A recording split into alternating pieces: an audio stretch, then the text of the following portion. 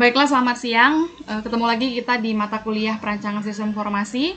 Kali ini materinya yaitu studi kasus diagram konteks. Jadi, 3 pertemuan ke depan, pertemuan 6, 7, 8, kita akan melakukan studi kasus terhadap satu buah kasus yang diberikan. Nanti Anda yang menggambarkan diagram konteks, diagram dekomposisi, dan diagram rincinya, tentunya dengan panduan yang akan saya berikan di kuliah ini. Nah, ini materinya, diperhatikan. Ini sudah ditunjukkan di pertemuan 5 yang lalu, contoh diagram konteks dari sistem informasi kepegawaian. Jadi ini adalah sebuah sistem informasi dari kepegawaian yang ada di sebuah perusahaan. Waktu itu udah kita bahas bahwa diagram konteks itu hanya ada satu buah lingkaran, jadi belum ada pecahan proses-proses di dalam diagram konteks.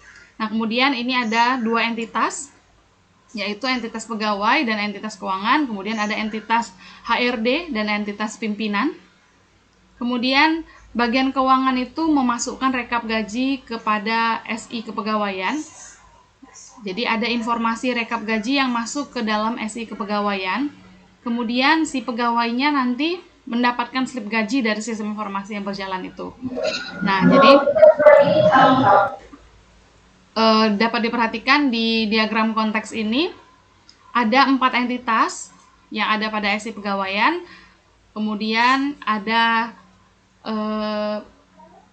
data flow atau arus data rekap gaji, juga arus data slip gaji antara bagian keuangan, entitas keuangan dengan entitas pegawai. Sedangkan yang antara HRD dengan pimpinan tidak digambarkan pada contoh ini. Tetapi di sini yang dimaksudkan adalah si pegawai mendapatkan slip gaji dikarenakan adanya inputan dari bagian keuangan berupa rekap gaji. Jadi tidak mungkin si pegawai tiba-tiba menerima slip gaji kalau tidak ada proses yang sebelumnya terjadi.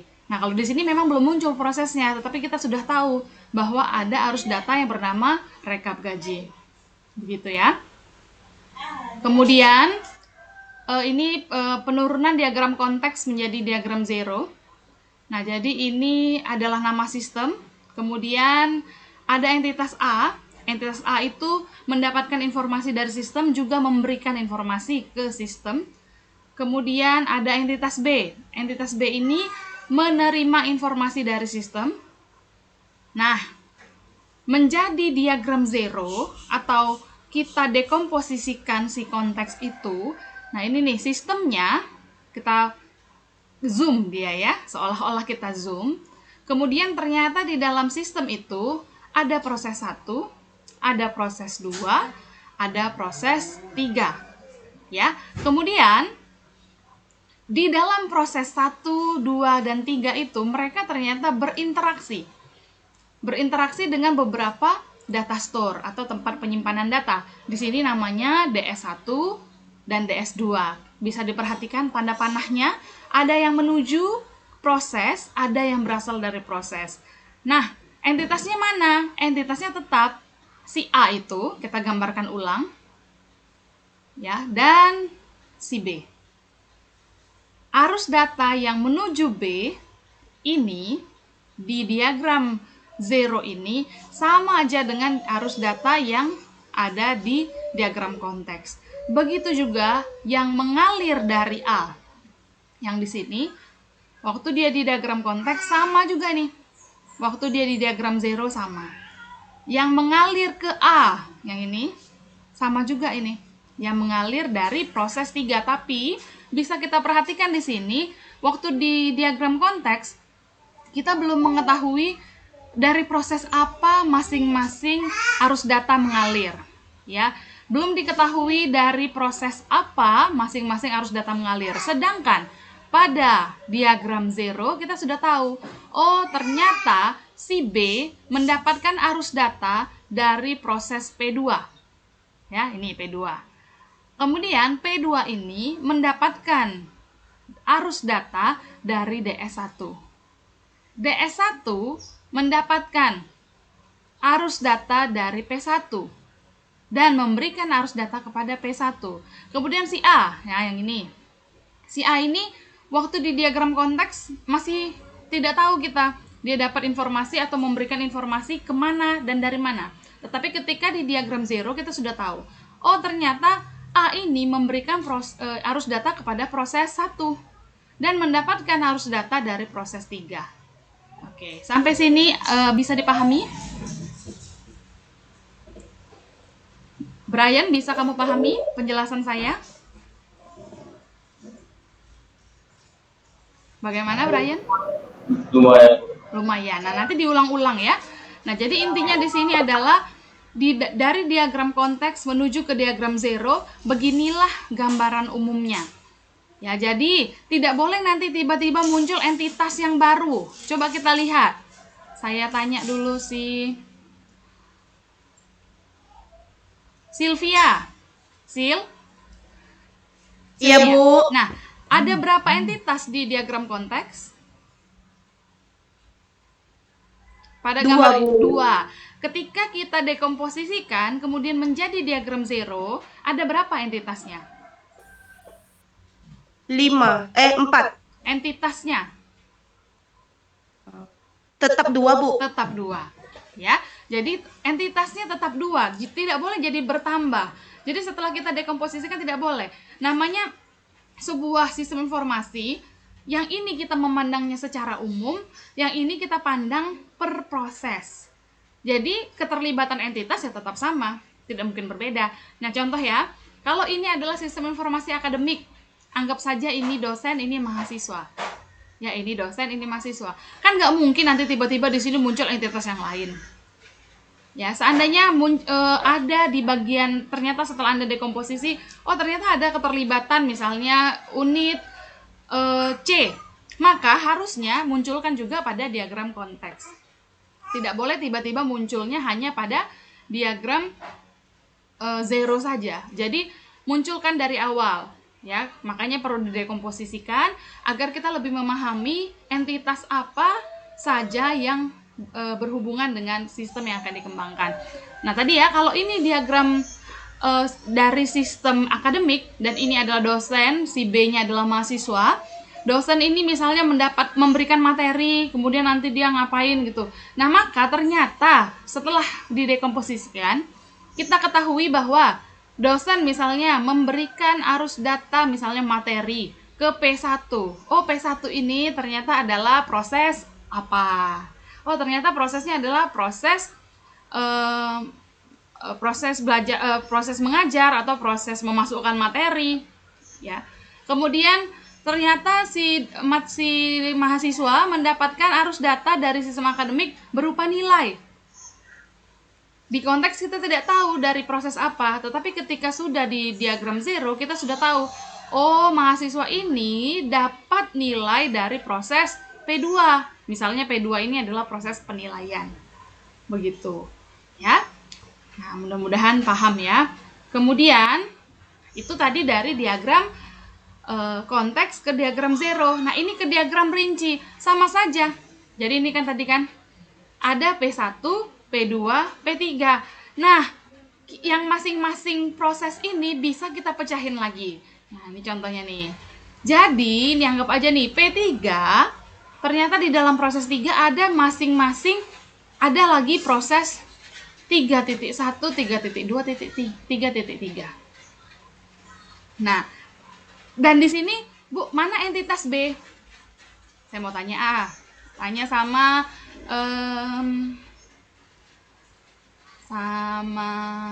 Wahyu Apriyadi.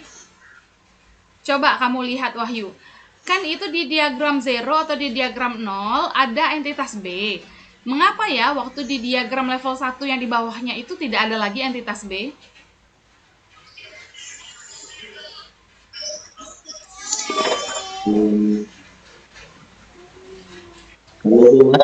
Karena? Karena apa? Diproses. Ya, coba lihat. Kita lihat ini ya, Wahyu ya. Yang lain juga perhatikan. Tapi Wahyu yang fokus banget ya ke gambar. Nah, kita lihat di diagram 0 kan ada ini A, entitas A. Kemudian ada entitas B. Entitas A berhubungan sama proses apa, Wahyu? 1 dan 3. Entitas B berhubungan pada proses 2. Nah, udah tahu nggak jawabannya? Mengapa entitas B tidak muncul pada diagram level 1 yang di bawah ini? Sudah tahu jawabannya? Karena yang ini adalah perincian dari proses nomor 3. 3. Ya. Ini gambar yang di bawah ini adalah perinciannya dari proses nomor 3. Kan di konteks kita bisa lihat nih, di proses nomor 3 ada nggak keterlibatan entitas B? Nggak ada, Bu. Nggak ada. Oke, makanya tidak ada juga dia di diagram level 1 di proses 3. Sampai sini bisa dipahami? Ya, betul. Bisa ya? Yang lain bagaimana? Paham? Paham, Bu. Ya, mudah-mudahan paham ya. Gea, gimana Gea? Mengerti yang barusan?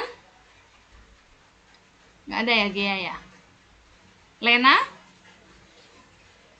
Ngerti, Bu. Ngerti ya? Oke, syukurlah. Nah, jadi saya ulangin ya. Jadi jangan bingung, Bu. Katanya harus menjaga keseimbangan. Kan kemarin kan saya pertegas masalah keseimbangan. Kalau ada di konteks harus ada di zero. Kalau ada di zero harus ada di rinci. Tapi ini kok tidak ada, Bu? Ayo ngota, Ibu nih. Bukan masalah tidak ada ya, karena ini adalah perincian dari proses nomor 3. Makanya tidak ada entitas B di sini. Seandainya nanti proses nomor 2 kita rincikan, maka entitas apa yang tidak ada? Saya ulangi pertanyaan saya ya.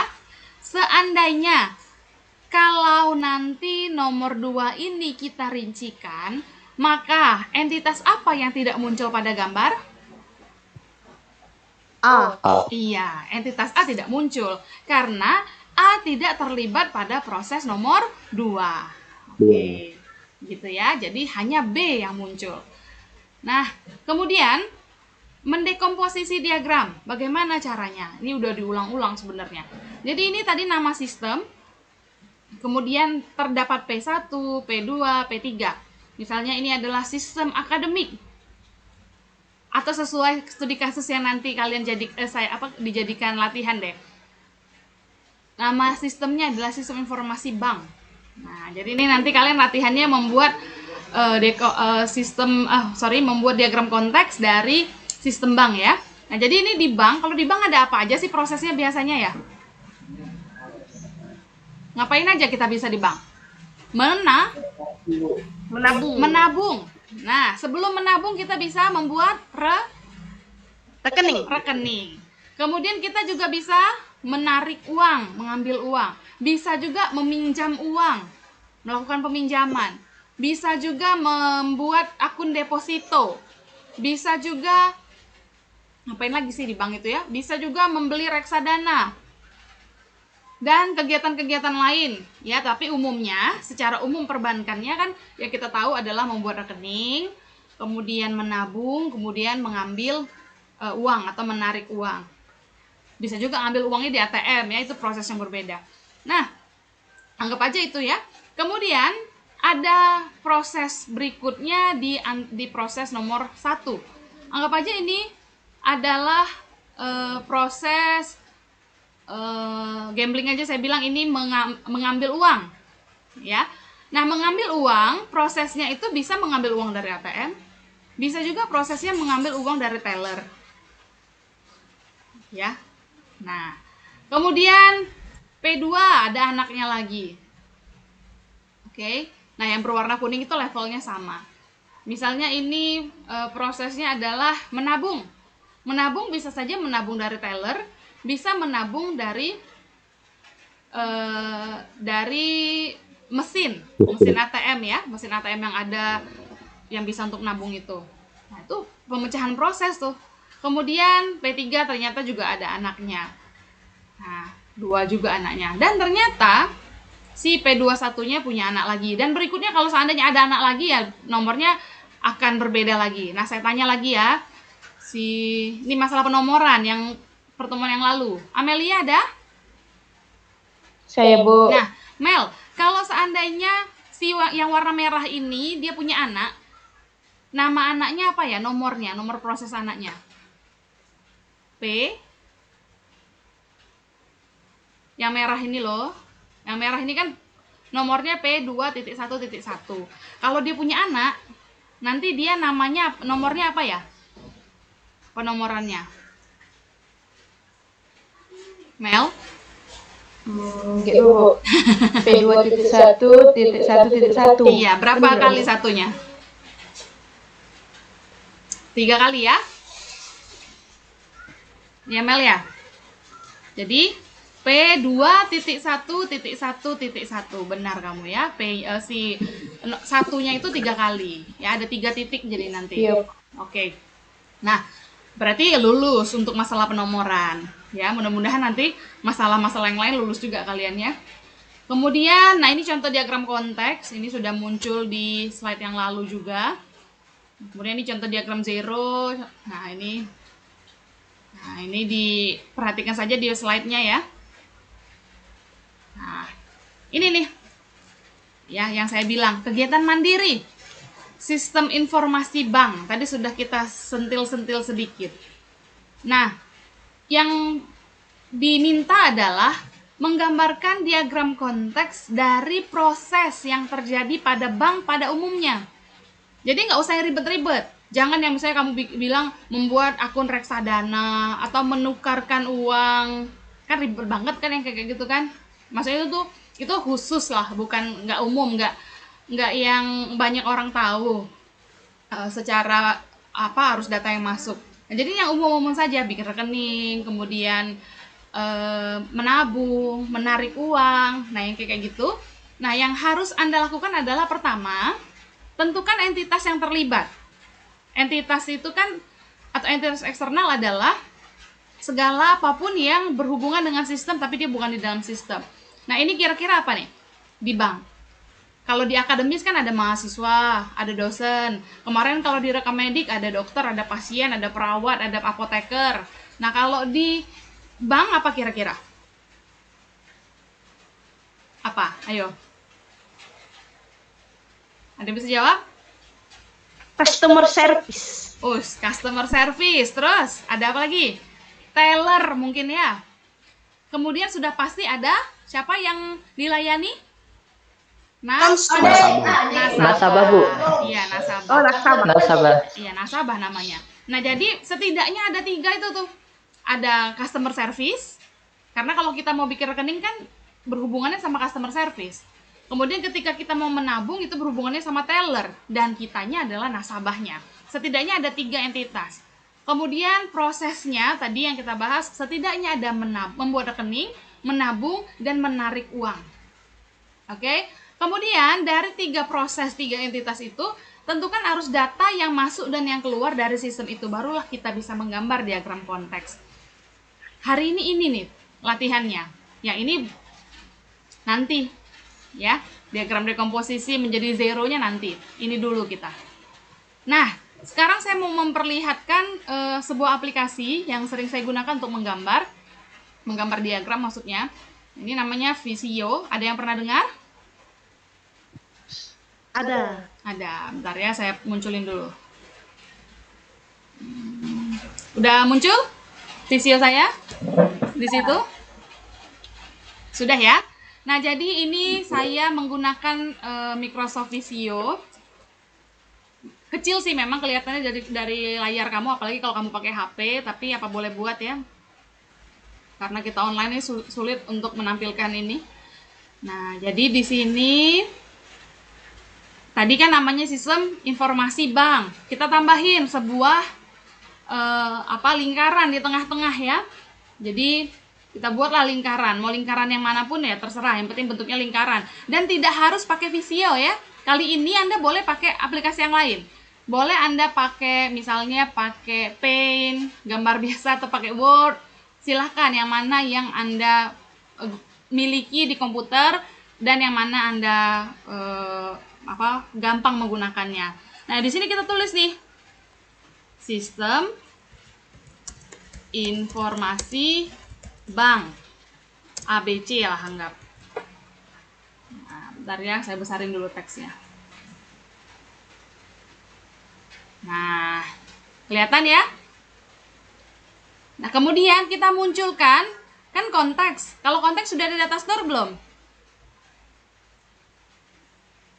Belum ada ya. Nah, kalau ada data store ini nih, tapi ini belum muncul nih. Ini simbol data store. Tapi ini belum muncul karena ini tugasnya kali ini baru diagram konteks. Jadi jangan ada simbol yang ini ya nanti. Ini kita hapus, tapi kita tambahkan entitas. Nih. Entitasnya yang ini boleh, yang ini boleh. Tetapi bedakan. Yang kalau Anda pakai entitas yang kayak gini, maka yang ini bukan lingkaran nih nanti, tapi bentuknya kayak gini juga.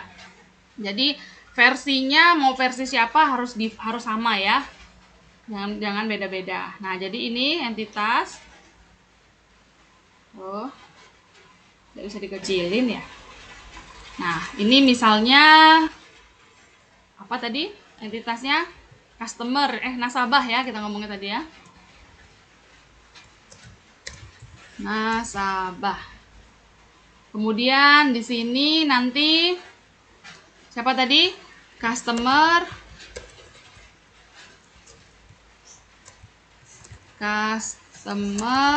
service. Kemudian satu lagi tadi namanya teller. Oh, sorry.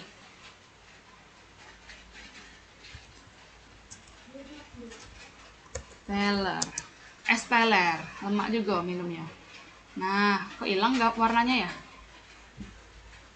Dah. Oke, nah anggaplah seperti ini. Gambarnya. Silakan Anda atur saja bagaimana posisinya.